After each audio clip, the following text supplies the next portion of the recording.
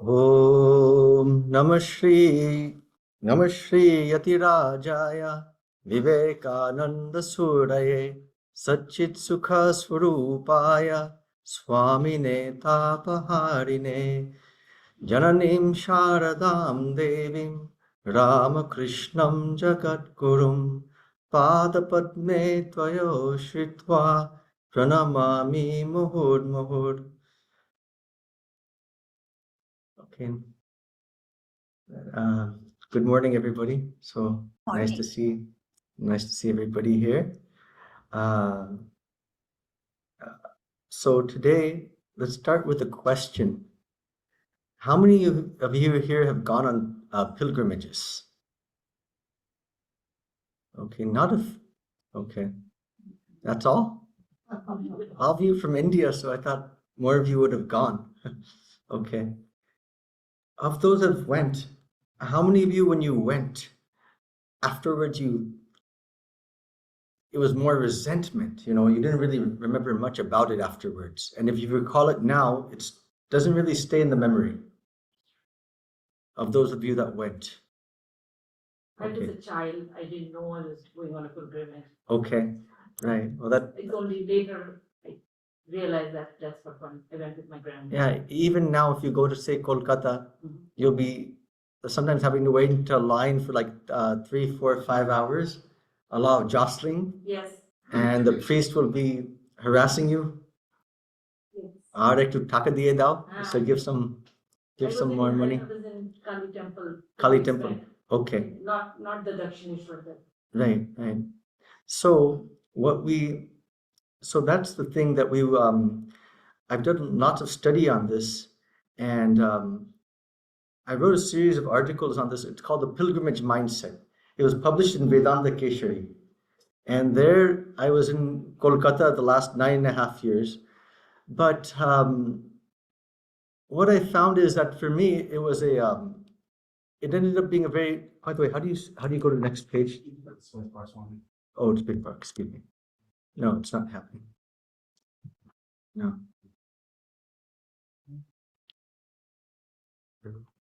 Okay. And how do you move up? Okay, got it. Thank you.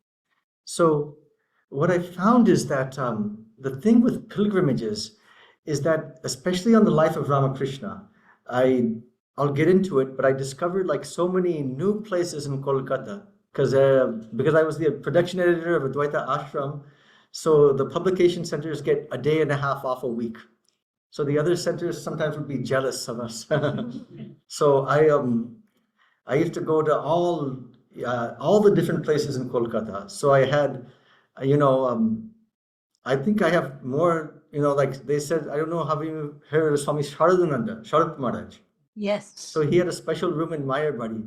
So my name there is not Deepak Maharaj. They call us by our first name in Velarmat. So I think I had a special room in Velarmat, Kashipur, Mayarbadi. So many different places. So this, what I'm trying to say, this type of pilgrimage mindset, it helps to unite communities. Otherwise, what happens, even in any kind of a community, even in India, anywhere, we identify with a personality, right? Okay, I'm close to this Swami, I'm close to that Swami. And so we have like this divide and conquer. My Swami is better than your Swami. That happens a lot. But, so our General Secretary Maharaj talked about this, that no, the ideal is Ramakrishna. The ideal is Ramakrishna, not this Swami or that Swami. It's like they're all coming from that source, but we should associate and identify with the source.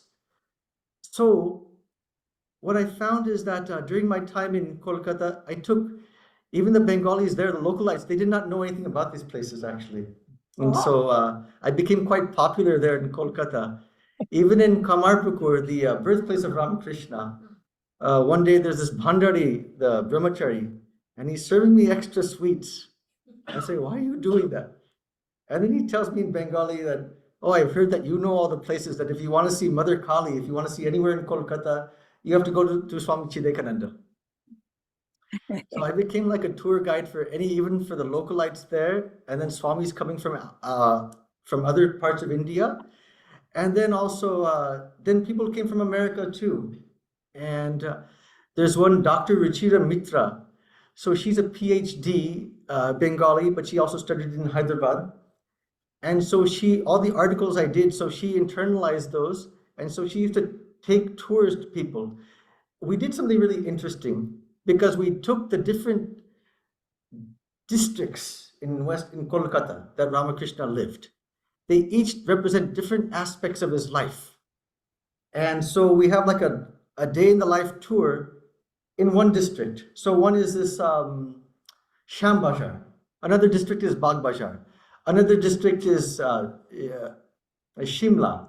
Another district is Kashipur Baranagar. Another district is Dakshinishwar, the North 24 Parganas. So 5 different districts right there. So we're trying to make this into hopefully in a book. And so take the articles, and we found many new, it's really exciting to discover many new things. And that's what we discovered, many new things. And the same thing I did in Harvard too. So Harvard, Swami Vivekananda, we'll show pictures of that. We used to have protests, these protests were there in Harvard. I was just, I was a divinity school, this inaugural fellowship. So I was just there the past year. So part of my mind is still in Harvard now, not even in Kolkata. So there were protests going on. So you enter the main courtyard, and there's this Widener Library. How many of you have visited Harvard? Okay, have you seen the Widener Library? Okay, so it's like this huge, like 50 feet high, the columns. It's so huge. And in front of there would be these big protests recently. But on the other side is Xavier Hall. And there, room 113, Swami Vivekananda gave a talk. So I used to sometimes go in there and meditate. And so then I started there's one Joe Piedler, he's a researcher in Harvard, last 30 years he's there. So I had him, and we organized a tour of friends that we used to go visit different places visited by Swamiji. So these things became like very living. And even I think today, one group I kind of organized, they're taking a group around Massachusetts to places visited by Swami Vivekananda. So these are like experiments that I tried out. These are all this pre-pilgrimage, pilgrimage, and post-pilgrimage mindset we're going to talk about are all actually in the words of Ramakrishna. And you can go to the articles there and I think we'll try to put those on the website, hopefully. So we're having we're having a special 6-week course on this in the fall. And during the fall time, we're going to visit, again, in more depth with Kolkata, the different Kalis of Kolkata with Ramakrishna. But then beyond that, we're going to go to Puri Jagannath. How many of you have heard of Puri Jagannath? Is anyone from Mauritius? Okay. So, you're from Puri. So I'll just tell you. I think 2012, I pulled the Ratha Yatra this like 4 times. And I think I was like one of the last ones to hug Lord Jagannath. And it was 2012. I climbed up on the Ratha Yatra and hugged him. Okay, very. Yes. So we're gonna go through first Kolkata, then Jagannath, then we're gonna go to Amarnath, then Mount Kailash, and then the 12 Jyotirlingas. And I guarantee you that this will be better than going, actually. This is going to be something we're going to talk about embodied. That leads us to our next point right now, and why I want to emphasize this. Normally, most of our talks in the Vedanta is about, it's mental, right? We talk about Advaita Vedanta, Vishishta Dvaita, Vijnana Vedanta. It's all theoretical. It stays at the theoretical level, mental level. But then it's either theoretical or what we say in Sanskrit, anubhuti, experiential. And there's no in between. But this pilgrimage helps make it in between. It becomes something embodied. What do I mean by embodied? So theoretical. So before we go, we're going to talk about this pre-pilgrimage mindset, what to do before you go. Then the pilgrimage mindset. When you're there, what do we do then? Now, when we're actually there, we're not just engaging our mind, right? What else are we engaging? Heart, okay. What else? All the senses. All the senses, yes. All the senses. I think the last 10 or 12, I visited Kashi every year, last 10 years. Um, and so even now, if you ask, I can, because I've touched Baba Vishwanath, I actually squeezed him so much that I can feel what he feels like. Same thing with Mount Kailash, same thing with Gaya. So they always say in pilgrimage, this tirtha, this word darshana. We all know what darshana means what? Sight. So I'll add one word, sparsha. Sparsha means what? Touch. What are we touching? We're touching that manifestation of Brahman, right? That's come into this form. So that's the embodied. Okay, what is a place of pilgrimage? So I recently visited the New York Vedanta Society. So Swami Sarvapriyananda ji was giving me like a different tour guide of all the different places in New York. So we stopped at John Lennon's, the place where he got shot. So I was wondering, wow, this must be also a pilgrimage site too, right? And it is in one way. It is a pilgrimage site. Why? One definition of pilgrimage is a place that has special meaning. A place that has special meaning for us, right? It's an association. I went when I was when I was a brahmachari, when I was a brahmachari in India during training center. Afterwards, I stayed another year and a half. So I was really curious how many of you here have heard that movie Roots? I think what's his name? Alex Haley. Alex, yeah. So it's a very phenomenal book. Yes. He talks about, this is especially applies to people growing up outside of their mother country. So it talks about exploring your ancestors, it helps you to understand who you are. Not your permanent self, but you need to know at least at this embodied level, then you can let that go. So I went this Amar Chandi in Bardhaman district where my father was born. And there I met this really powerful Kali Ma. So I think that if you go there, I can think my grandmother went there. She wanted her first child to be born as a son. So she went there and she got the medicines. And her first son was my father. So he was named Devi Prasad. So offering to the Devi. Prasad means Devi, offering to the Devi. So this is a way to explain a pilgrimage to our roots, right? Many purposes of pilgrimage. Another definition of pilgrimage by a very great scholar, Victor Turner, it could be a graduation. It's a space of liminality. What we say, no man's land. Vedanta, you say sata satbhyam, right? Neither real nor unreal. This is what we call this Maya. Same thing, being stuck in a place of liminality, being no man's land. Okay, so I'm now in between postings, so I'm also in a place of no man's land. Harvard students, that's a time where what? The concept of time, space, and agency become temporarily suspended.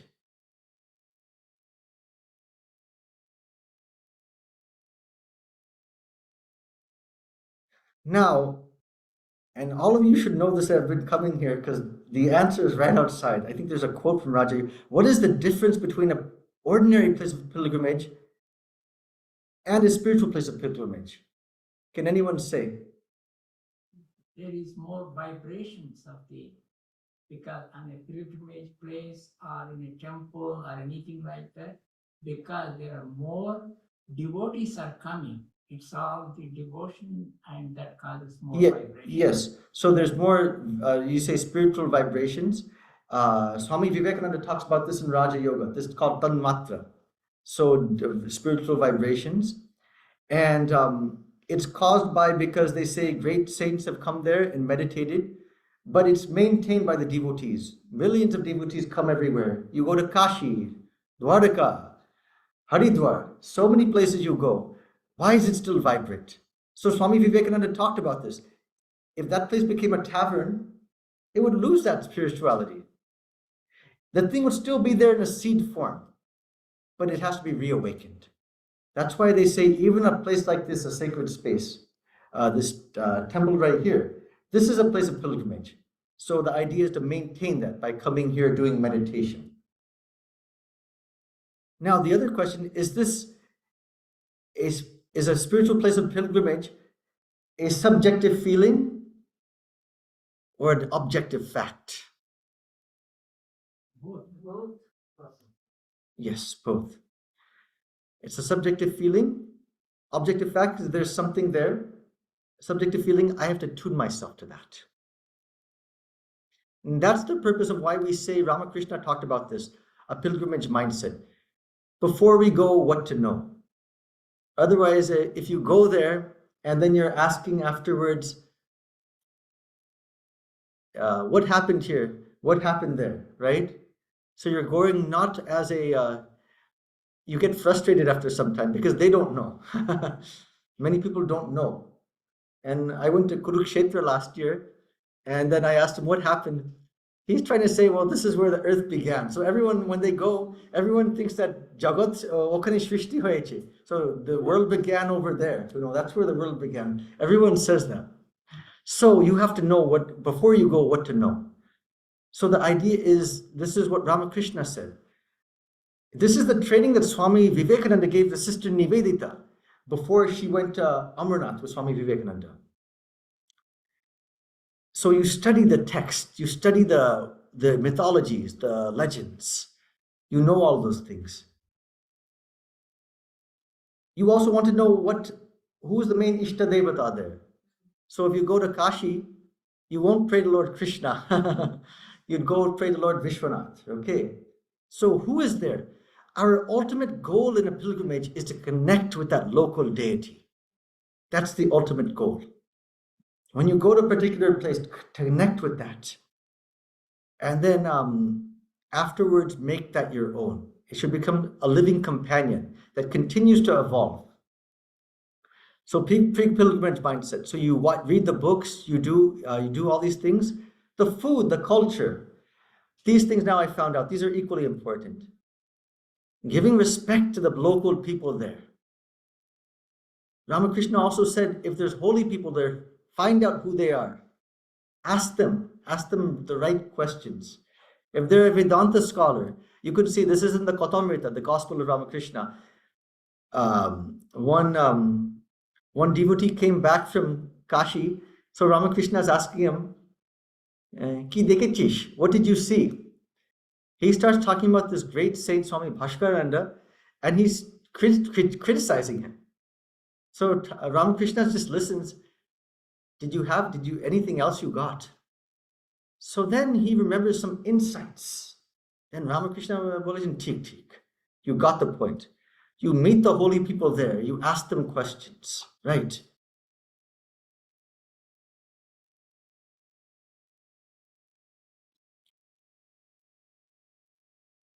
And at the same time, it's like because you already know the information, so it becomes like a living lila.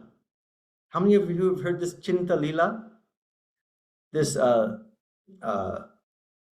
say you go to Navadvip in West Bengal. So this is the pastimes of Sri Chaitanya Mahaprabhu. So what happened here? What happened there? So I know all those places. So in my mind, I'm meditating upon those places. I told this to Swami Suhitanandji, the vice president of our order now. And I gave him like a book, before he came to America for the first time, I gave him like a Ridgely Manor. I gave him like a book on Ridgely Manor where Swami Vivekananda stayed and the different places that he saw. So he went to Thousand Island Park, he went to Ridgely Manor. Afterwards, he was very, very happy. He was like, he was saying he was in bliss, the Swami Suhitanandji. So this is what we call a walking Lila Chinta, a walking meditation. Buddhism, they have this walking meditation. So this is like a walking meditation for us. Then the post-pilgrimage mindset. What happens then? You return from the place of pilgrimage. I'll give you one example with Ramakrishna. He he went to Galighat, who we'll visit next week. So he asked, he went with his young disciples. One of them was married. So then they returned from Kalighat, and then the next day he asked his disciple, so what did you do after you went to Kalighat? Tumi ki korecho? His disciple replied, I went to my mother-in-law's place. And Ramakrishna, you did what? After you return from there, you should be meditating. I've seen the Divine Mother. See Mother Bhavatarani Kali Ma's there. I've seen the Divine Mother. Now meditating upon that, making that your own. Sister Nivedita did this when she went to Amarnath with Swami Vivekananda. How many of you have heard about that or read about it? Okay, so if you read her letters, it's quite interesting. Swami Vivekananda there, he had the living darshanas of Lord Amarnath. When he left there, he was in one type of a bhav. There he received this mrityu ichha, this boon of immortality. When he wants to die, he can leave his body. He chose July 4th. Afterwards, he chose July 4th, 1902.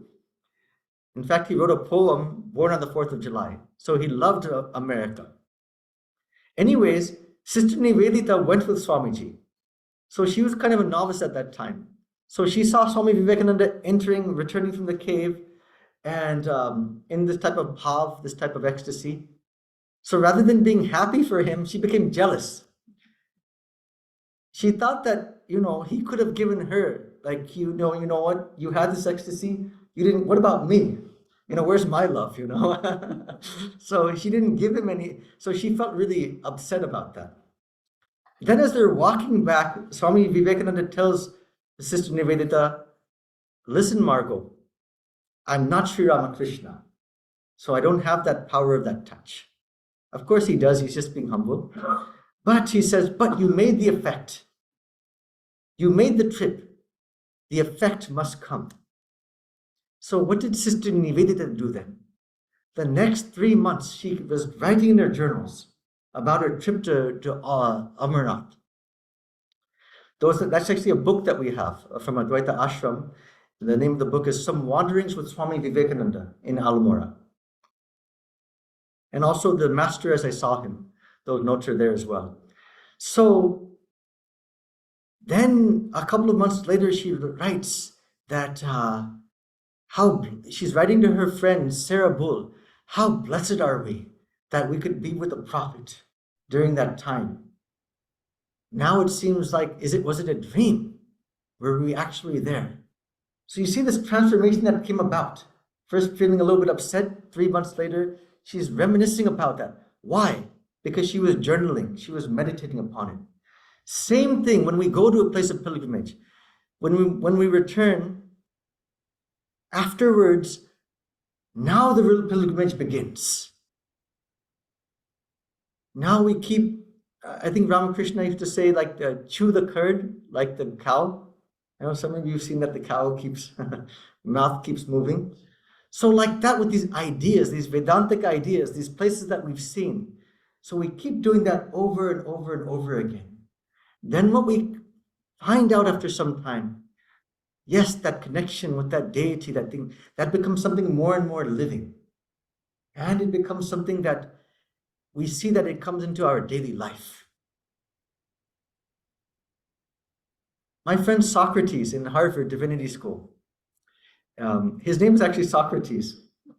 So we became really good friends. So in fact, I told that to one of my Harvard professors, oh, my friend Socrates says this. So he starts saying, yes, I also had a friend Socrates in the 7th century. Like I was mad or something. I do have a friend Socrates. He's in India now. He's from Greek actually. So when we were walking through this Widener Hall, I was in Widener Hall, he informed me, he said, Swamiji, do you see? I said, see what? He said, don't you see these huge Greek columns? These represent, it's like Mother Sophia, the goddess of learning. Just like in India, we think that Mother Saraswati, the goddess of learning, he's really having that connection with Mother Sophia. And she sees that really, that's why Harvard, he thinks that's why Harvard's so vibrant, So many Nobel Prize winners, so many presidents, so many of the best intellects of the world come from Harvard. So I said, I can't really argue with that, right? I can't see, but I can't really say you're wrong. This is this connecting, making this connection with that local deity, making that your own.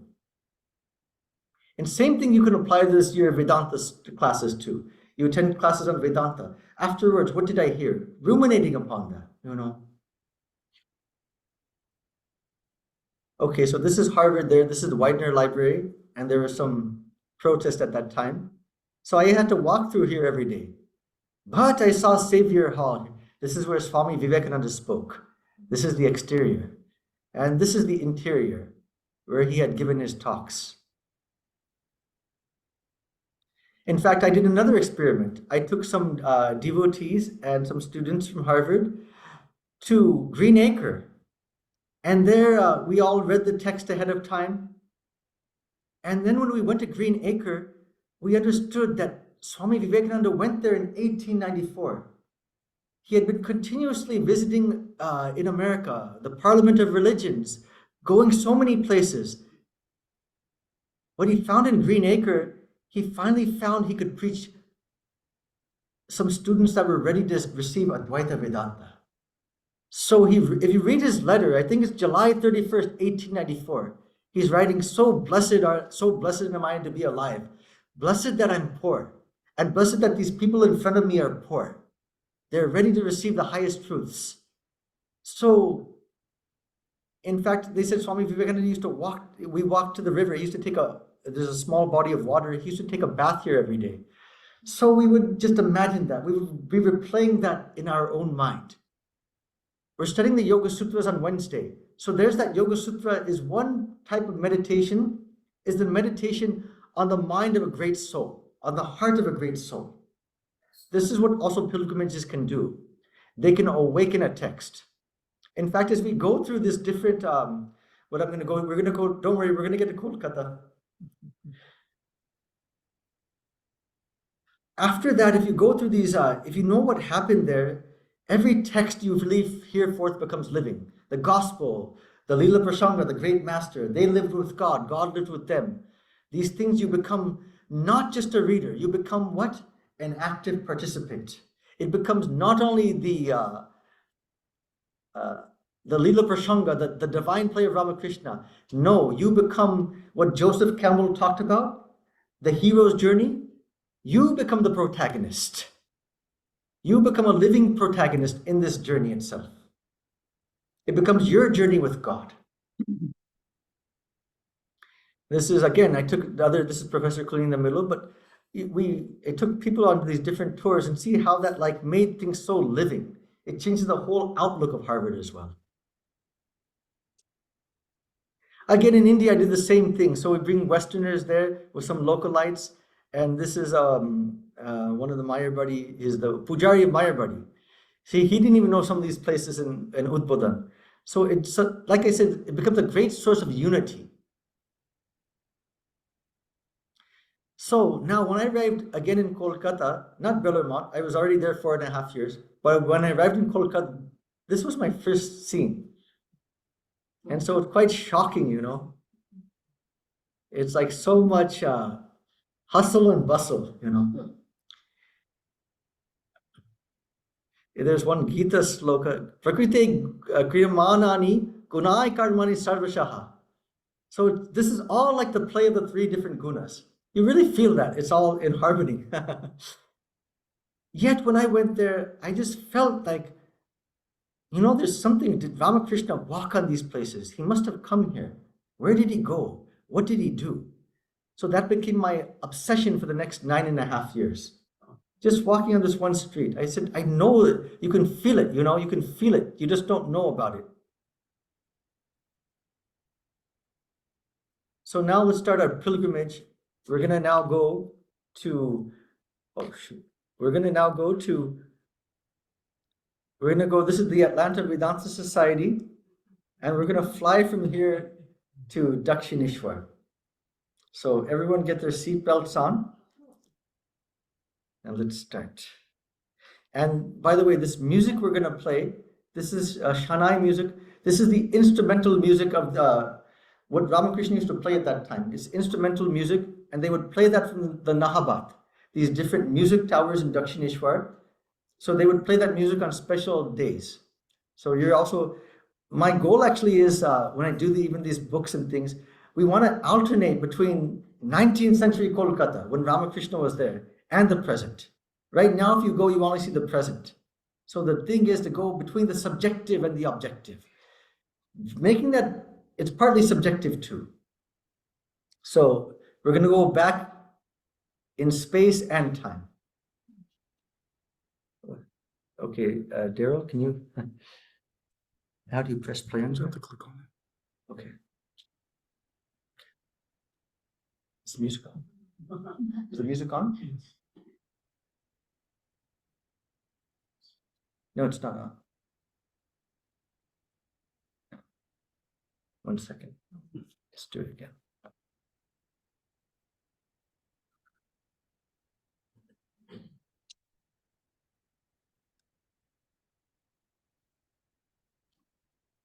Turn it on.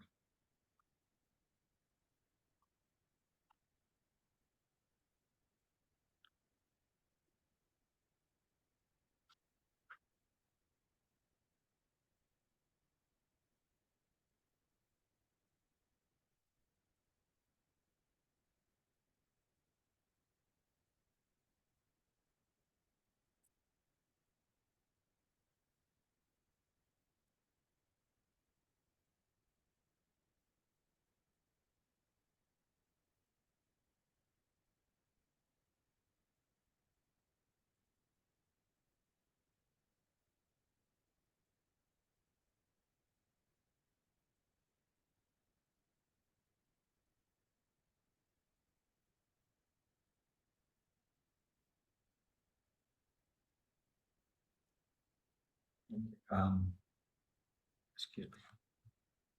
How do we go back? Sorry. You can just take, just do, go back, 2 slides.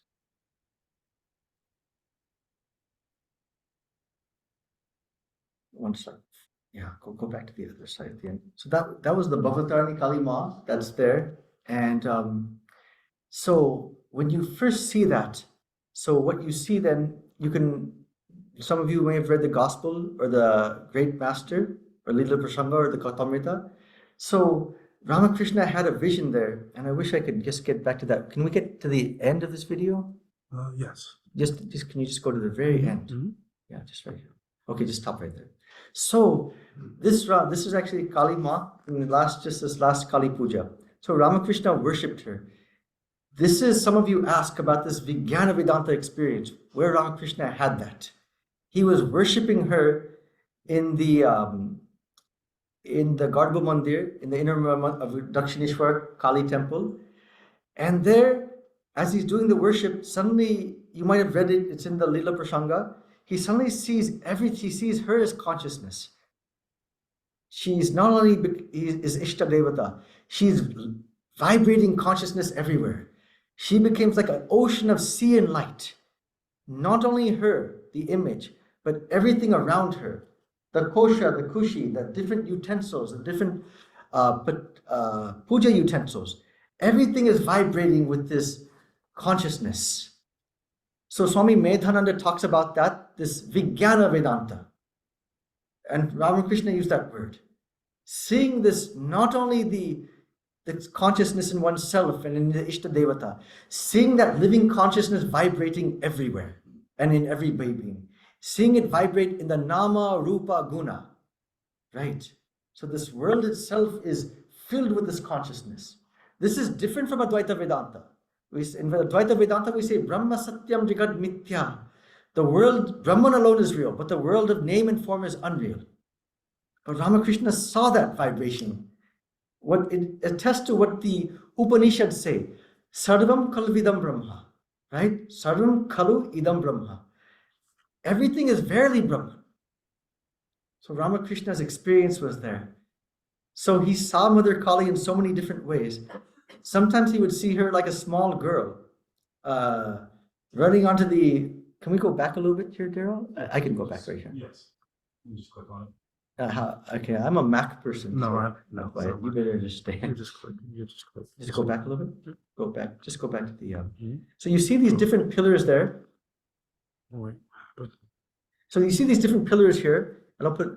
So these are like where Ramakrishna used to see the Divine Mother sometimes running like a small girl, and looking in this direction, looking in the direction of Kolkata.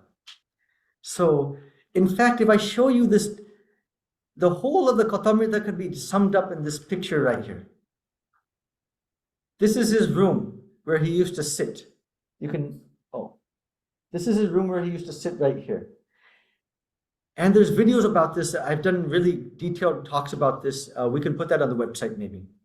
And this is where he lived. His morning routine, he would go out in the chadni here, take a bath here, then come back, look at the pictures in his room, then come inside, go inside the temple courtyard, and first go straight to the Mother Kali right here. This is the Kali temple. After that, he would go to these different Shiva temples and make salutation to each one. Then he would go inside the Krishna temple here. Then he would go back to his room. And most of the conversations that you see in the Kautamrita, the gospel, they all took place here. Here's another picture. So, if a picture tells 1,000 words, I could probably tell 1,000 stories from this picture. His whole life, almost his entire life, from when he went to Dakshineshwar in the last week of May 1855 to the end of August 1885, 30 years. The majority of his time was spent here in this compound. And during his first time, there were different parts of his life, Ramakrishna's life. So the first part of his life was from the last week of May 1855 to 1859. There he did his spiritual practice. Here's the place called the Panchabati, where he used to do all his spiritual practices. So it's in this area that he had, what vision did he not have? Not only Kali, Krishna, Rama, Ganga, Hanuman, Allah, Christ, yes. In 1872, he had the vision of Christ. In 1866, he had the vision of Allah. Where he went. So there's so much to unpack here. Unfortunately, we don't have the time, but everything is right here. In fact, if you read the gospel, you'll see that this is the direction of the north. This is the east. This is the west. This is the south. So Ramakrishna, one day, this is called the Kutibadi. This is where he used to live until 1872. Then he moved to this room here.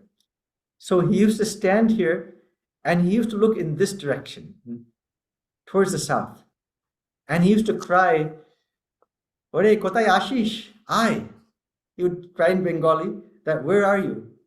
Come, I cannot live without you." To his disciples. That was when he cried like that, maybe 1876. Then for a long time he wondered what happened. They're not coming. And then he once told that to Mathur Babu. Where are they? They're supposed to come. Then Mathur Babu, who was like one of his guardians first, he felt bad. He said, "Well, look, I'm here." So I made a map of this. We found so many new places too. And we wrote articles about this and we found new places. So 66 places we found, new places. And so different districts where he lived. One thing I found out is that if you go back here, when he was crying from the roof, 12 of the 16 direct disciples were staying in Bagh Bazar, which was this area right here between 1881 and 1886. So how many of you here have read that book, Outliers? So you remember they talked about timing plays a part. So what was I was studying the different lives, the birth dates of the monastic disciples of Ramakrishna. So what I found out was, it's like that book Outliers. To really have been born in that time and to receive Ramakrishna's teachings, you would have had to been like a college student, because you're not working then, you're more free, and you would have been born between 1861 and 1868, which were all his disciples, young disciples were born during that time, more or less. Except for Swami Advaitananda. He's the exception. He was born in 1835. I think he was older than Ramakrishna. So that's the, what do you call that? That's the matrix, what do you call that? The exception, the anomaly. Otherwise, everyone was born at that time. They had to have a certain type of education. They had to be living in Bagh Bazar at that time, which was like at that time, Kolkata was the capital of India. And the capital of Kolkata was Bagh Bazar. That was where the philosophical debates, Swami Vedanta, Keshav Chandra Sen, so many philosophical debates, Dayananda Saraswati, so many philosophical debates were taking place at that time. There was a big movement going on at that time. And that's to grow up during that time.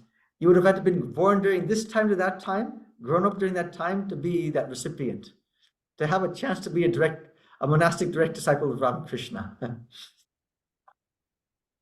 Coincidentally, I think Sri Aurobindo was born in 1872. So he missed the cut.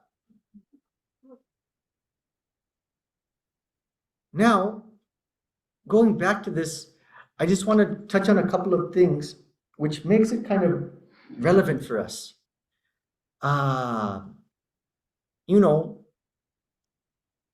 If you really closely read the Kautamrita, you find out that the direct disciples, the household disciples, they were not just blissed out, Not like, like when you guys are singing kirtan in the morning, we're feeling blissed out then. Not like that. So they had real life struggles, even when living with Ramakrishna.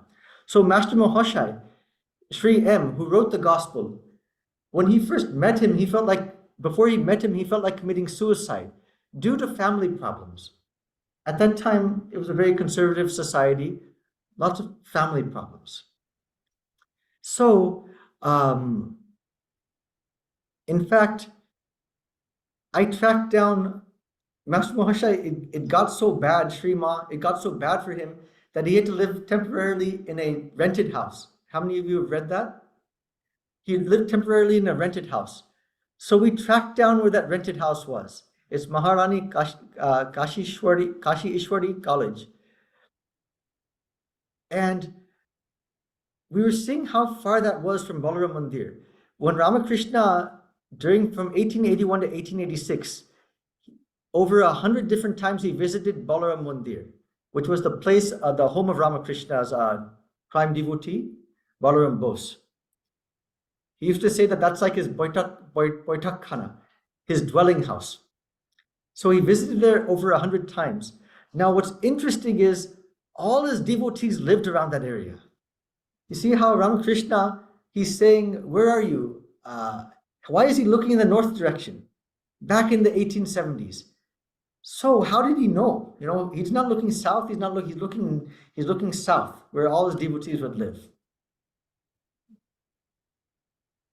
Now, one time you'll read in the gospel, if you read the text, that one day Master Mahashai used to take off time from work during lunchtime, and he would go and visit Ramakrishna and sometimes bring some new students with him.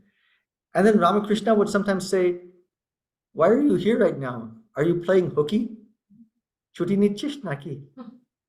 Are you playing hooky? So everyone would laugh. So now we understand that story. It's like just right nearby. There were so many direct disciples that lived nearby. So many young people that lived nearby.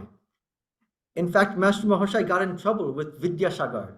He got fired from his job, or he wanted to get, because he was taking his students to see Ramakrishna. So Vidyasagar, the owner of the school, he became furious with him, This is Balaram Bose's house. Now, on another day, it's in 1885, Ramakrishna visited Balaram Bose's house. And it's like a day in the life of Ramakrishna. From here, he visited This is inside Balaram Bose's house. This was the room where Ramakrishna used to live. And this is Master Mahashai, Shema. Now, this is a little faded picture, but this is a picture in 1885. He went to a place, Nanda Bose's house, the Bose brothers. You can read it. It's, I think, July 1885 in the Gospel. You can read. And I wrote some articles on this, A Day in the Life of Ramakrishna. So he went from this home in a palanquin he was carried. He was wearing his red shoes and white dhoti, red bordered dhoti.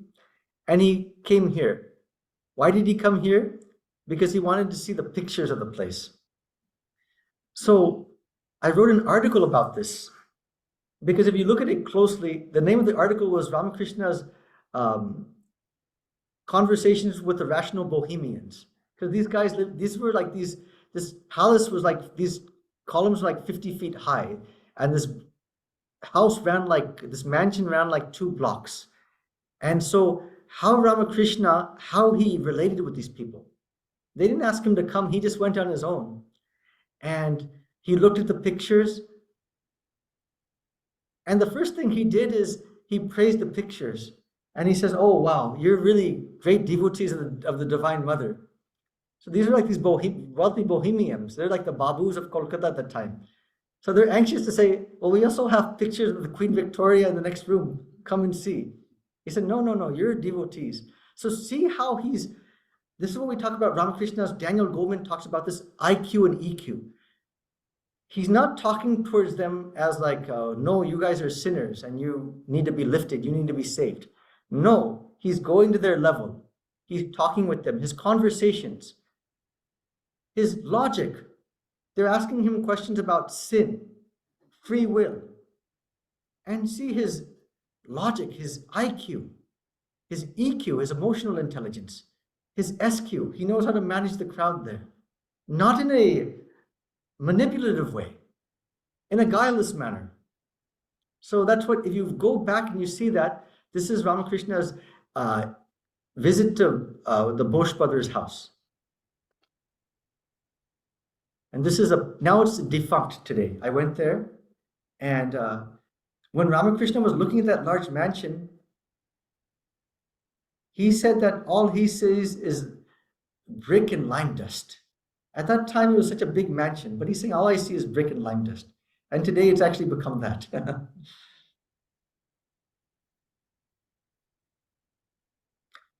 Golap Ma's house. From there, he went to Golap Ma's house in Bagbajar. So one thing about Golap Ma, she lived in this poor place. You would never know this unless we found it out. So one thing about Golap Ma, we can really identify with their lives. This pilgrimage brings this emotion. She lost her husband. She's what's known in the gospel as the poor Brahmin widow. So she lost her daughter. She lost her husband at a young age. So her daughter was married to Rabindranath Tagore's brother. So that was like the pride of her life, her young daughter. She lost her daughter. Her only daughter died. She was alone. She felt such a burning inside that she would literally run from, her house is right here. She would literally run like 7 kilometers from her home to Dakshineshwar. So we can follow her path actually, how she used to run. And when she would run from her home, it's recorded in that book, They Lived with God. When she met Ramakrishna, entering into his room, like all her sorrow went away. It was like that one moment in time, We all feel like that. We're all feeling like very helpless. We're feeling so overwhelmed with grief. We can't take it anymore. So what did she do? She ran from her home to Ramakrishna's room. And there, just looking at him, that grief went away. So this is like one moment in time. This is another way to look at pilgrimage. It's like one moment in time. Another thing, when Ramakrishna went and visited her home, she was so happy. she felt like she had won the lottery. She said, I feel like I've won the lottery. I can die right now. So this is how we see that these experiences, these emotions of the past, they become relevant for us right now. We're all going through these same types of emotions every day. Some of us go through some deep grief, deep sorrow.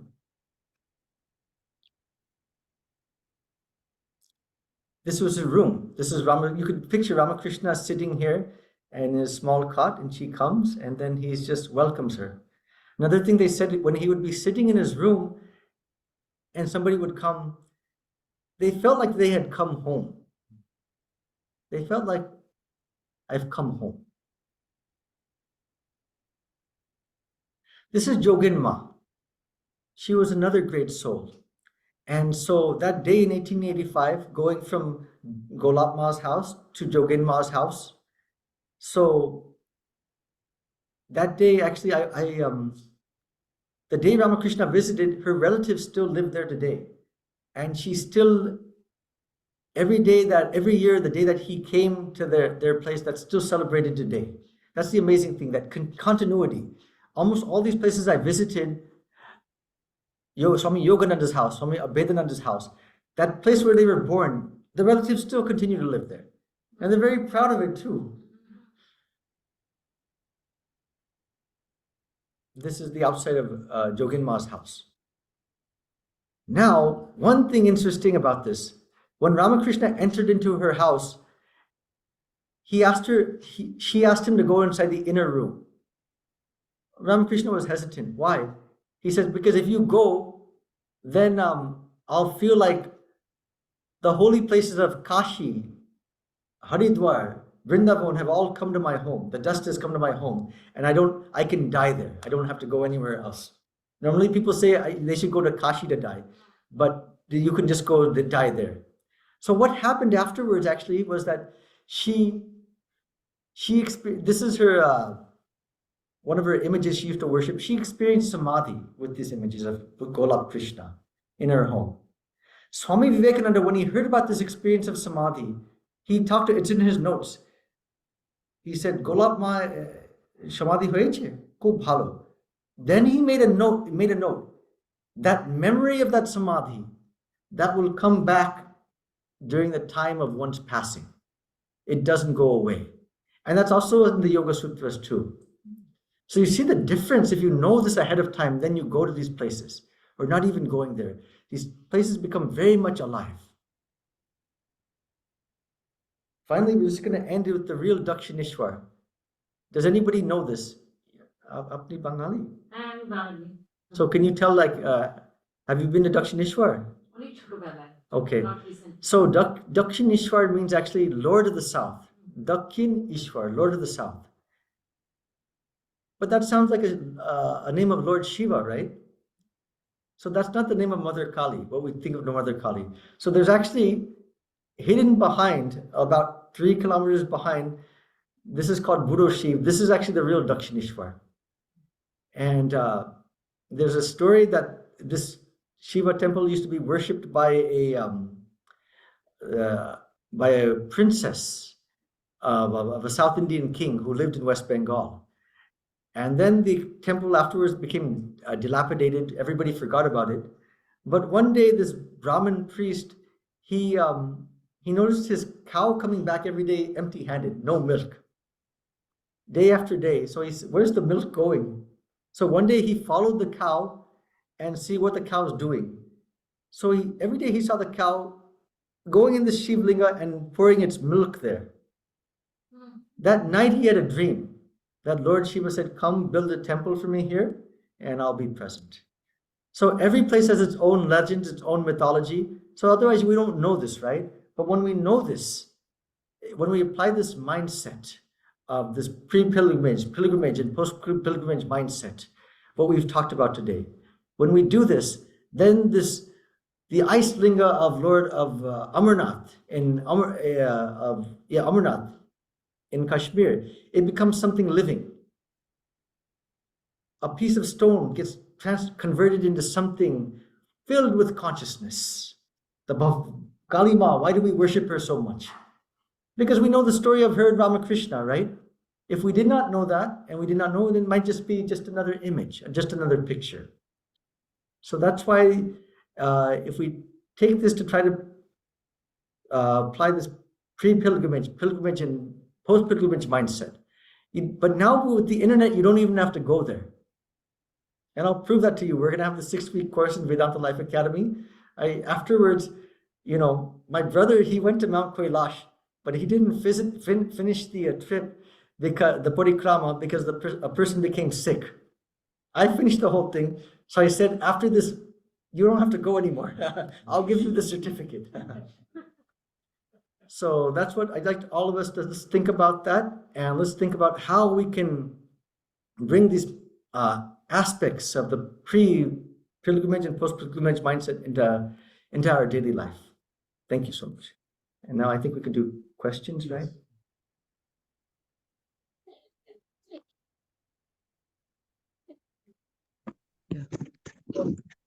Namaste, Swamiji. Oh, Do the Zoom questions first.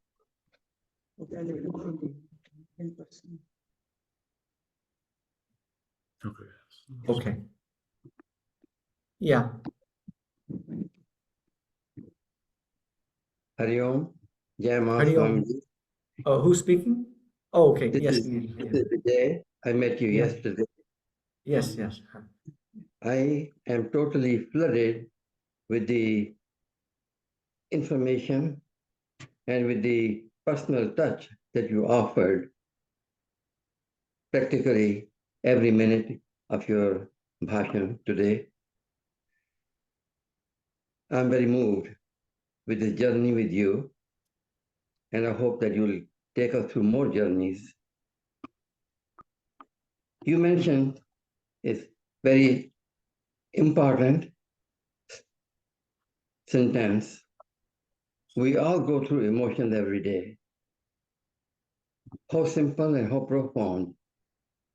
And I really wish, and someday I hope, you will give us a detailed lecture, sermon on this one topic of everyday use to every one of us, that we all go through emotions every day and link it to our spiritual journey. Thank you.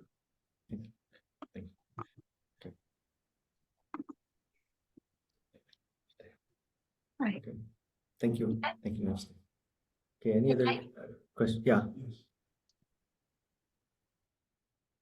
Yeah, Uma, go ahead. Okay. First of all, I offer my deep pranam to you from my home.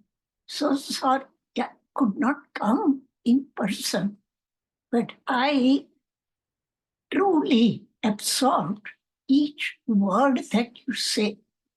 Now, when you talked about the profound effect of visiting such places of pilgrimage, holy places, I recall years ago, just to give a little background, I am a deep devotee student of Mahatma Gandhi, and I have done my PhD and written books on Gandhi. So one of my dreams was to go back to India, my motherland, and go to visit all the places that Gandhiji, that were associated with Gandhiji. So one of the places I went to was Varda. You must have heard about Varda, where he taught, and he had an ashram. Now, from that Varda ashram, I took a rickshaw to go to a nearby place where Vinoba Bhave, his student, his number one student, lived. And I still recall that feeling of overwhelming, bhakti, overwhelming devotion when I saw that place. it spoke to me. And I felt like I'm really there. I'm walking on the holy grounds.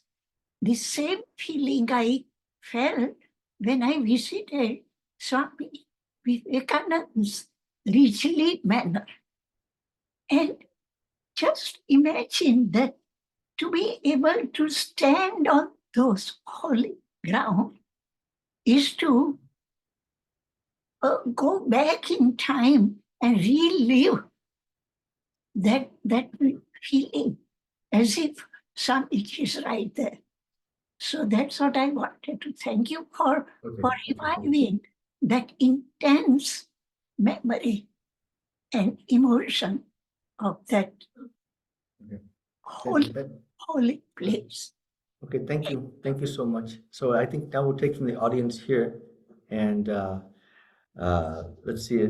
Okay, I'll just raise a question because there's some philosophical, one thing that Ramakrishna asked is, if God is everywhere, then why should there be if God is everywhere, so this is another argument you could make against it too. God is everywhere, so why go to a place of pilgrimage? In fact, Swami Yatishwaranda, he visited many places of pilgrimage, and some doctor devotees, they just met him for the first time. I think one was trying to poke him, said, "What is the best place of pilgrimage you visited?" He said, one's own heart, my own heart.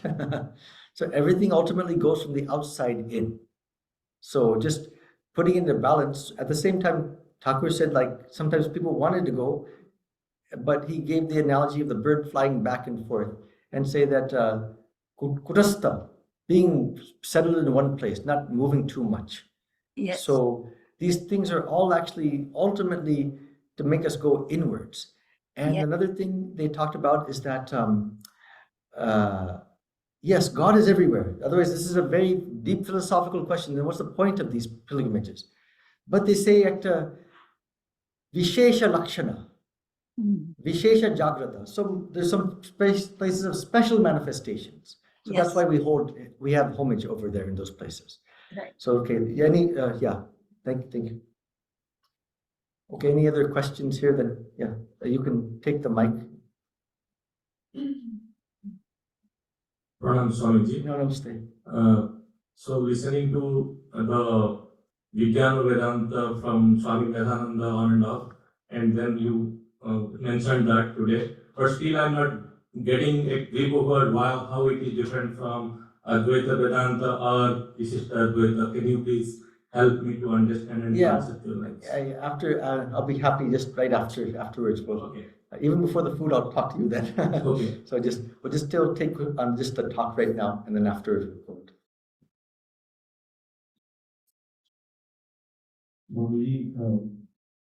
Thank you for a wonderful job. Yeah. I have a similar thought about the pilgrimage. Sometimes we go on vacations and we go back and forth different places. We see the other people visiting some place. And then sometimes we realize, like Swami Yatishwaranda said, is that the best place is to your home and your spiritual practice. So so that's something we always it's always on my mind and always think that that's one of the best in sometimes. Absolutely, and it's also partly temperament as well. And some people like to go visit different places, but again, ultimately the goal is, even if you do, Swami Chidekananda talked about that he liked to, if you read his life, he went to different places, but he did intense tapasya there. In Vrindavan he went. He used to 6 months at a time. I think he and Swami Brahmananda lived next to each other. It's Shyamkund, Rajakund, I think, in Vrindavan. I went there one time. They didn't talk to each other for 6 months, living next door to each other. So that type of deep. So Chidekananda added something that when you go to a place of pilgrimage, you should also exercise the other things, not just bhakti. Study the scriptures there, do meditation. Always a harmony of these different yogas when we go on these places. That also keeps us rooted as well. Gillian, please. You were just mentioning before that you'll be doing something in the fall, a little more deeper discussions. Yeah. Can you tell us a little bit more about it? Yeah, it's like these are just short things, but for the Vedanta Life Academy, Swami Harinamnanda has this organization, Vedanta Life Academy. So it'll be like a 6-week course, and there we'll give also like different readings ahead of time, homework assignments. You have to do writings too. It'll be like our Harvard courses. You have to do the writings, you have to do the readings ahead of time. And then our idea is to somehow make, when we go to a place like, say, Dakshineshwar, we just touched it today, but somehow make it very embodied experience. You know, whether it's Kolkata or Jagannath. What is Jagannath? What's the history behind that? What's the legend behind that? What are the foods? What are the cultures? We want to go inside, you know. So you want to make it embodied. So that's the mind plus the 5 senses and the heart. So it becomes something that afterwards we feel that we keep going over it again and again. So our idea is that even if you can't visit these places, it becomes something living, and that we can connect with that deity, connect with Jagannath, connect with Amarnath, a permanent connection. So this will be online or? Yeah, this will be you have to sign up, and it's like a small fee, and it'll be at Vedanta Life Academy. We could put maybe a link on that in our thing. Yeah, definitely. Yeah, thank you. Gillian. Hi, Swami. Yeah, I Yeah. wonder also if there is a pragmatic part of going on pilgrimage, in that we leave the kind of automatic everyday routines Yes. that we get so stuck into. I mean, Yeah. it happens even when we go on vacation and the days seem 10 times as long because you're not defaulting to your habits. Yeah, And that it that's gives true. us a more openness and willingness to kind of receive that even if we have our home altars, we might not always be as open because of the everything that's around us at home. Well, that's, in fact, if you read the Gospel, Ramakrishna talks about when you take bath in the Ganga. Remember what he said? What did he say? Okay, he said that once you take a bath in the Ganga, it's such a purifying river that all your sins, like, they're like birds, they fly like on a perch. They stand outside. And I also had that experience too. When I was in TC, I take in Bellarmont. Sometimes the water was so dirty, my God. And sometimes you see like a dead cow floating about. Really test your faith, but I still did it. Yeah. And anyways, you feel different. But then afterwards, what he said is, afterwards, they come back on your shoulder again. It's the same like going to Haridwar in Yes. 30-40 if you take a. Yeah, you take a deep. So the thing is that's why we say we get a break from our routines. Then the next part is, but stage 2 is like this post-pilgrimage mindset. So how to maintain it? Whether it's like, okay, now I've come to a new place. So how can how can you switch the phone off, for example? A lot of people now pilgrimage might be just, I think in the Providence Center, Vedanta, what the Swami does, I think he makes you pay for it just to turn your phone off. You have to hand your phone in, your iPad in, and for 3 days, no phone, no iPad. It's called the silent retreat. So shutting everything off. Because one main thing and we're talking about this in the Yoga Sutras, the mind becomes very mechanical. It keeps playing the same soundtracks again and again, right? And we're always haunted by those soundtracks. So our life becomes very stale. And sometimes we just need a break from ourselves too. That's what it is. Just adding, there was a Seinfeld. I don't know if any of you saw Seinfeld. So Jerry Seinfeld says, "I finally realized I can't stand myself." That's the ultimate Vedantic realization, Yeah, think about that. What a profound statement. Please go ahead. Namaste. Just a comment. Ultimately, it's all about the Shraddha. I'm sorry. We muted. Yeah. Speak it. Yeah. Go ahead. Swamiji, it may be difficult, but or I do not know how it's worded. Say, I have gone image, maybe high expectation, and what we talk about vibration and all, when I went there, and after waiting stage by stage, because so many pilgrimage, and after 2 or 3 hours when I arrived, in front of the deity and move on by the pandas. I'm not talking about foodie, but something else. I'm not talking about that. So I didn't get anything. I was so frustrated. Yeah. I waited so many hours, so many trouble to come here, and then what I get. And then after that, I went to Pondicherry after visiting that.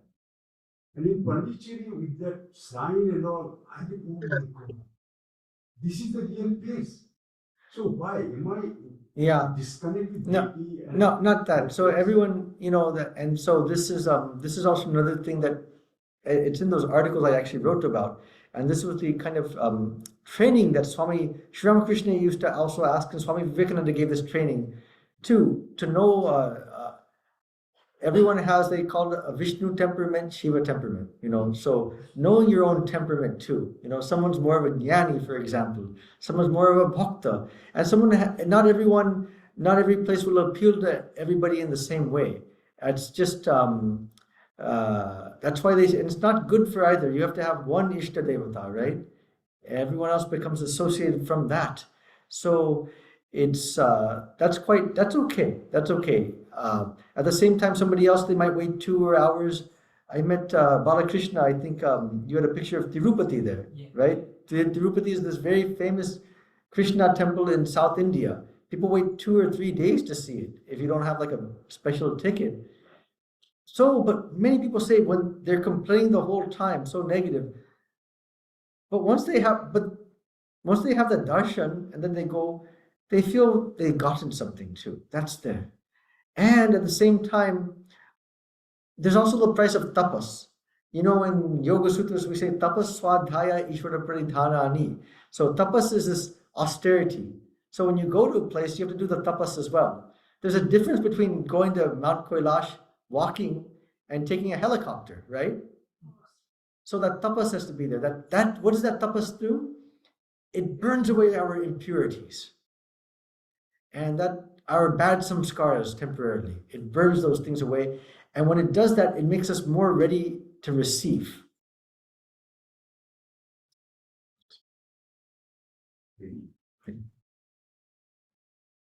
Maharaj, on the same lines, what he was saying that we are not used to see so many people at all the pilgrimage places in India. And my experience, and because of the time constraint, we cannot travel that often to India, travel all over. Sure. So my experience of visiting Trabuco Monastery and the shrines over there, that was amazing. I mean, it just touched my heart. And like you said, where our devotion is that one particular path, even going to, I've been to Kashi and other places, but going to Trabuco, so many great sadhus have lived there. It just touched my heart. So that's absolutely. And that also could be so there's, in Sanskrit, we have one word for bhavika, right? One's own nature. So everyone has a different temperament and nature. So spiritual life is not like one size fits all, right? But the good thing in Vedanta, Hinduism, all these different philosophies, you have a smorgasbord, like a buffet. Whatever suits you, go ahead. You're not just confined to one. Like that. Hi, yeah, it's working. Okay, so this is something I've noticed or observed about pilgrimages here in Atlanta. People tend to go on pilgrimage when they come to a spiritual turning point. And if they have enough time and money, they'll go to India or they'll go to places all over the world. If they have a little less time and money, they'll go to places around the United States. But most people, especially younger people, don't have much money. And they tend to go on a pilgrimage around Atlanta from all of the different spiritual centers in Atlanta. And we're one of those. And we're sort of like a stop along the way on people's pilgrimages.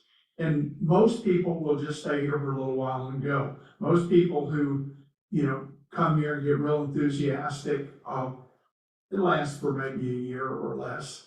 And that's fine, because they're on a pilgrimage and they're going to a bunch of different places. And then some people come here and really settle in. And that's where I am. Probably because I'm old and I have a bad foot, So So I'm settled in here, but the other thing I realize, if just by sitting here in this one place, I will eventually meet all the people in Atlanta that are on pilgrimage, because they will come here. So that's my thought on pilgrimage. You know, it seems like Atlanta's like then like Dakshineshwar then, because I didn't mention this, but it's in the I studied it. After Bhairavi Brahmani is passing away, at that time when Ramakrishna put this Mathur Babu in charge, so Ramakrishna opened up Dakshineshwar. So this Dakshineshwar, when people are coming from the south or the east, south or the west, they wanted many of them want to go to Puri or Ganga Sagar. So Dakshineshwar is a stop on the way. So because of that, the same thing Ramakrishna, so many different great saints came during that time period to Dakshineshwar. They would come there, they would meditate in the Panchavati, they would, from all different religions too, different faiths path. So Ramakrishna used to, so like that, they would also come as well. So that's really nice. Really, yeah, wonderful. Yeah, Glenn. Thank you, Swamiji. Hey.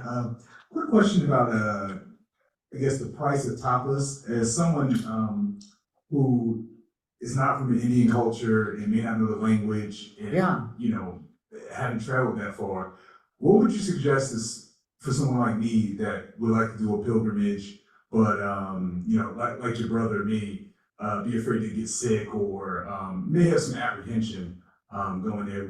Would you reframe your mindset and consider those, say for instance, a pilgrimage to the Himalayas could be dangerous, it could, you know, be very strenuous, or, you know, just anything like that. Would you consider that in your mind as the price of tapas, or how would you sort of deal with some of that apprehension? And Right. No, that's a great question, Glenn. And what I feel is that I think that these techniques can be, like he was saying, that there's so many pilgrimages even in Atlanta, right? In fact, I was looking if Swami Vivekananda did not visit here, but there are so many. In fact, I'd like to go see some. So there's so many even close to us, right? So I don't think it's necessary for us to go so far. In fact, Pasadena House in Los Angeles. I don't know if you've ever been there, but that's Swami Vivekananda lived there for 6 weeks.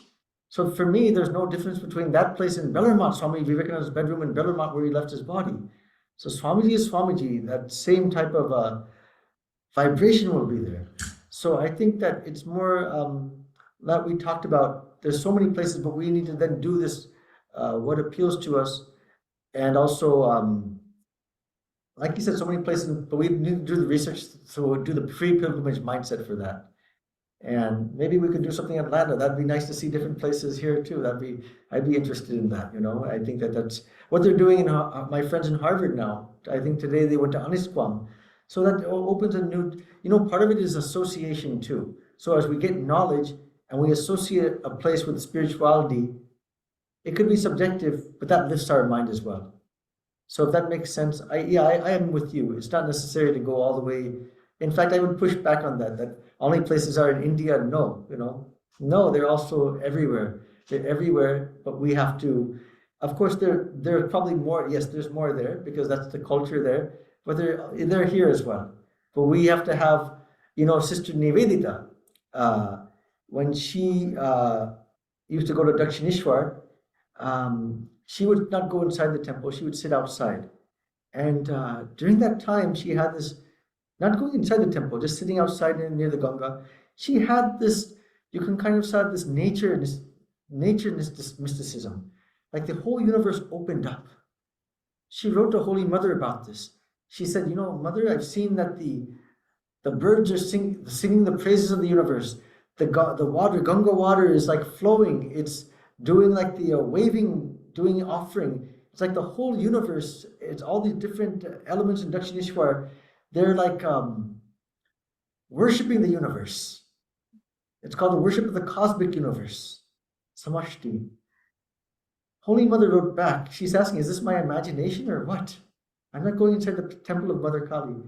She said, and then Holy Mother wrote back. Where's Holy Mother? She's there. She wrote back, yes, my child, you're right. And he or she who has the eyes to see will see. Who has the ears to hear will hear. So we have to get ourselves ready for that, right? wherever we go. So it's partly objective, but it's also partly subjective, getting our in tune. I think that's in Raja Yoga too. There's so many different layers of existence. What we want to tune in is that vibration, that spirituality in the place. How am I going to do? That's my main goal when I go there. Thank you, Swami. Thank you. Eves. Oh, okay. Namaste, Swamiji. This is sort of the question that connects Shekhar's comment about, the crowded situations in India, and then, And just going back to Shekhar's, but just going back to your comment, I agree with you. In fact, it can be very, I don't mean to dismiss that. It can be, sometimes it could be like, even Sister Nivedita, when she went to, if you read her diary, she went through the same thing. That's why we say though, but if we prepare our mind ahead of time, it might be more meaningful. It's what Ramakrishna called the power of association. You understand what I'm saying? When you went to Pondicherry, it's possible that you knew about the history. Aurobindo went here, so okay, he has samadhi here. So it's partly subjective and also partly objective. That's why we do the work before we go. That's why the importance of the pre-pilgrimage mindset. That's it. So connecting that experience and Tom's comments about money, and so we also know that some of the most famous pilgrimage places in India, even if it's crowded, if you have either the money or connections, you can kind of cut through the crowd. Sure. Part of the time when you do that, there's a sense of guilt. You see lines, going that long, and you're kind of, going through the back door. Does that negate the tapasya aspect, or can we say, okay, Thakur is doing that and take advantage of that? Right. That's that's you can say that's in society that's always there, and some privilege is always there in some form, right? So what you're saying is true. So I think that you're not going there for a long time. A lot of the people waiting there might be like localites, where they go every year. You're coming for one time, so you have to preserve your health. So we have to, what we talked about, this Bhavaharika Buddhi, this practical intelligence, right? Because you have to go many places. If you were living there all the time and you were doing that, that's different. But you're only there for a short time. You have to go many places. That's okay. Thank you. Thank you.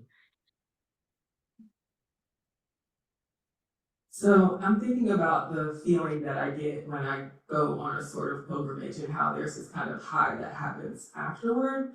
And I wonder, when you were speaking about how you have time to meditate afterwards, is there, I don't know if I would say recommended, but how do I know how long it takes to integrate an experience? But also, like, if I'm having that high afterward, I want to go right on to the next one. I'm really excited, I'm really fired up, and I'm having those feelings.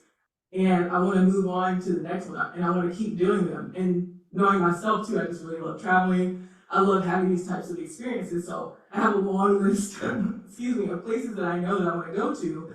So is there, like, also the second part of that, is there a way in which there can be a pilgrimage grasping or an attachment to them, or like a materialism in the desire for the pilgrimage that can happen? Right. So you're saying could there be a materialism? Could there be a desire for pilgrimages which is not good? Yes, and that could kind of negate the integration that happens in the post-pilgrimage mindset. Yeah. So I think the first part of your saying is that when you complete some pilgrimage, then you feel really good about it and you want to go on to the next thing, right? Yes. So I think that's the first point. So let's deal with that. I think that what we say is it's always good when we finish something even in studies, right? You're a very good student, so you must know. I heard you're a very good student, so you must know this, that revising. When we do something, not jumping, but at least mentally revising it. I think we talk about it. It makes a deeper impression. What we're trying to do in the Yoga Sutras, we're trying to make a deeper impression in our mind, right? So many of our own thoughts are competing for our own attention. But what we're trying to do is we're trying to suffuse this spiritual experience we had in this place of pilgrimage. We're trying to make it stronger. We want to give more emotion to it. How do you do that? Giving more attention to it. When it's fresh, kind of revising, where did I go?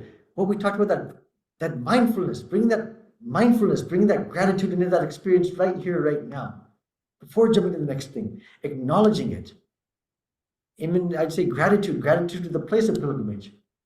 Thank you for having me. Thank you for allowing me to come.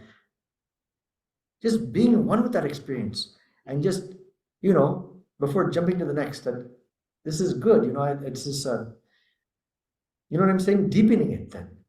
And another thing is then afterwards also, if you something connected, writing about it too, journaling, meditating upon it, somehow by hook or crook ruminating about it, giving attention to it. Keep giving attention to it till it becomes, our goal is it becomes like a companion.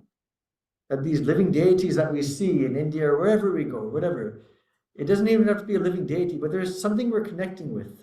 Why not deities? We can't see it, but even Atlanta, you saw the Statue of Liberty or something. That's also a deity too. But why not pay homage to that? And then connecting with that, whatever that is, connecting with that feeling, connecting with that something is there that's triggering this, right? So connecting with that and making it stronger. And then also, it's okay. Sometimes we don't have time, so we go to the next place. But then at nighttime, we can also connect with it then as well. That's one thing we can do. Before that day ends, try to connect with it.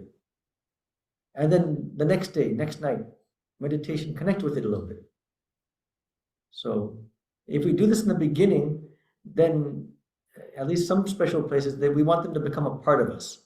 So it's not just like a past memory, or I saw, what is it, Lord Vishwanath in Kashi. So it's not something in the past. No, it becomes something living right here, right now.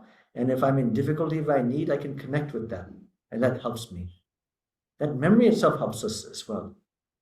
Just on that point, Professor McGarvey in our mindfulness and social healing in justice class, she mentioned this too. She said that, whenever anyone says something nice or about us or anything, you should have a green box. You should keep it in the green box.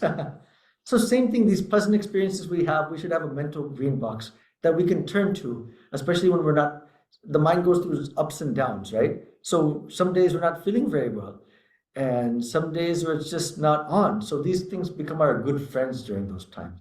Think of them like that, so it's like an investment. That was it was number 2 or did it? Yes, the second part of that question was the desire that I have to move on to the next thing, or to hold on to the feeling that I have right after the moment of the pilgrimage. Is there a way in which that becomes sort of a materialism, the desire to, or like attachment to the post-pilgrimage feeling? Yeah, I also suffer from that same thing too. And sometimes I take people, so I want to see them just as much of Kolkata as they can see. Say people are coming from the West and they only have one day. So I remember this Caroline, I think I showed her, she's a yoga teacher from San Diego. So she's very sensitive to these places of pilgrimage. She goes to one place, she's like blissed out. So then, okay, we gotta go. So it's like, she's like then on overdrive. She's tired, she's fatigued at the end, So they say something that when something good happens, there's also, Ramakrishna talked about this, the idea of settling it in our mind. And in Bengali, one kutasta means like a hammer with an anvil, settling that thing in our mind. So it's a combination of both. We're moving back, we have to balance both together, but ultimately our goal is to settle that in our mind, right? I'm with you. It's also an adrenaline rush. We went here. Okay, what's next? And you meet some people, they don't like that. That's where the compromise comes.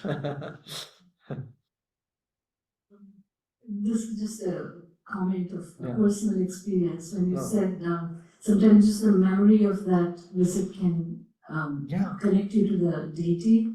So when we went to India 5 years back, we visited this beautiful temple. It's a smaller temple, somewhere in between Bangalore and Mysuru.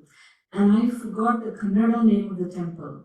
But I remember the translation was that when you think of the Divine Mother, she will immediately come to you. Wow. So even though I forgot, I was trying to remember the Kannada name for the temple, but the meaning has stuck with me. That whenever I need her, I She would instantaneously come to you. That was the meaning of the temple. Yes, yeah. I No, hope you absolutely. remember that comment. And in fact, there's have anyone here heard or been to Vaishnav Devi in Jammu? Yes. So there's one thing about that.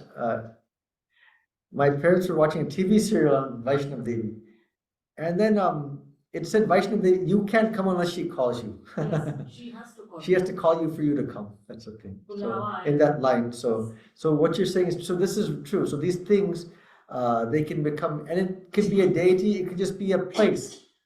I think I talked about this last Yoga Sutra class. This John Dobson, he used to worship the stars, so they blessed him. So that whatever we give gratitude to, whether it's a space, a time, a person, whatever it may be, whatever speaks to our heart, if that has a positive, if we give homage to that, that definitely comes to our aid in times of need. Agreed. Namaste, Swamiji. I was I'm someone that likes to collect a lot of pictures of deities and deities. So I was wondering, like, to sort of bring that embodied spirit to the statue or whatnot, how is that done?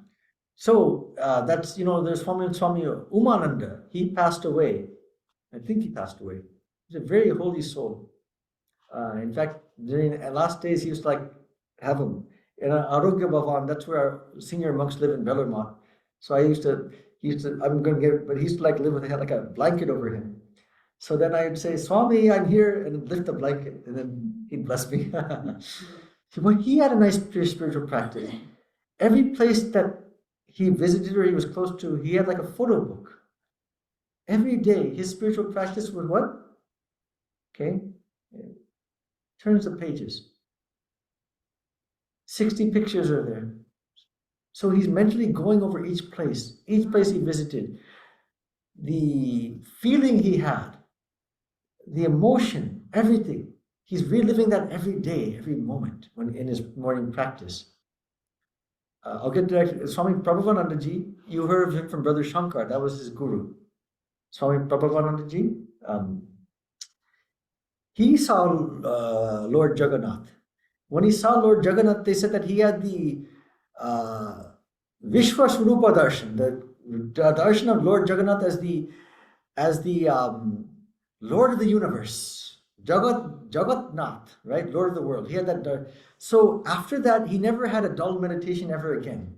When he would sit down for meditation, the first thing he would do is close his eyes and recall that experience in Puri, Jagannath. Same thing, if someone met Holy Mother, they used to say when it met Holy Mother that, are we over past time, I think, right? Okay, we'll finish up. Just Holy Mother, that he met her, so they would say when you meet the Divine Mother in Jairambati, someone would go, whatever you do, keep a diary and journal, because this is going to be like your meditation for the rest of your life. So keep notes when you meet a holy person. Some of you will be getting initiation next week with Swami Sarvadevananji. Some of you will. So when you do that, keep alert. Maybe keep a journal if you want. So that will become a wonderful subject for a meditation later on. And going back to what you were saying, so how can you move the pictures into the murti itself? Yeah. Why? Not necessary. The picture. Sorry, bring it in and with it, like the marquee pictures. Yeah, so the picture is not a picture, right? So the picture is actually the actual thing. The picture is triggering something within us. It's the association, right? Yeah. So that's triggering something holy within us, something associated with spiritual gods. So that's the purpose of these different pictures. So if you get that, and ultimately whether it's a picture, a murti, or a person, it's all consciousness. Right? So we have to bring that aspect. It's not the picture, it's the consciousness behind that. So whether it's a picture, it doesn't matter, but we have to bring that idea that this is this consciousness. The same way Ramakrishna saw Mother Kali. How do we see her? How did he see her? So can we see her? Can we try to see her like she did, like he did?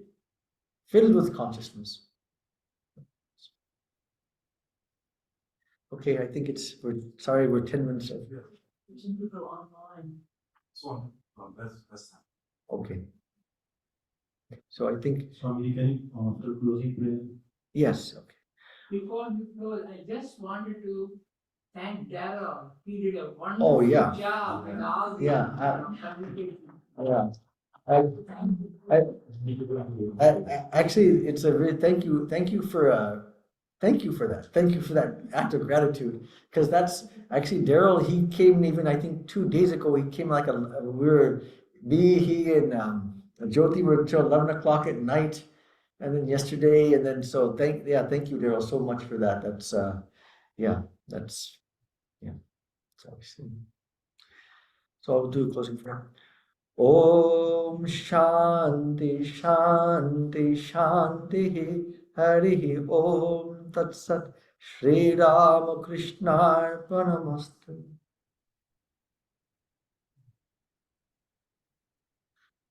I think lunch is there, right? Yes, yes. You have a Bonus sponsor. points, everybody. Good morning. Yeah. Even if you are not working. I'll take it.